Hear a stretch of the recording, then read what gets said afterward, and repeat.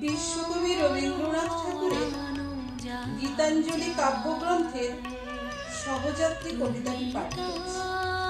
কথা ছিল, এক তরিতে কেবল তুমি আমি, যাব অকারণে ভেসে কেবলই ভেসে, ত্রিভুবনে জানবে না কেউ আমরা তীর্থগামী।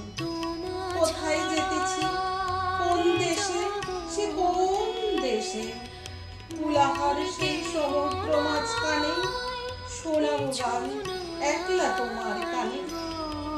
ঢেউয়ের মতন ভাষা বাঁধন হারা আমার সেই রাগিনী শুনবে নীরব ভেসে।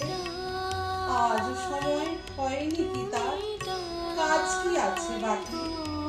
ওগো ওই যে সন্ধ্যা নামে সাগর তীরে, মলিন আলোয় পাখা মেলে সিন্ধু পাড়ের পাখি।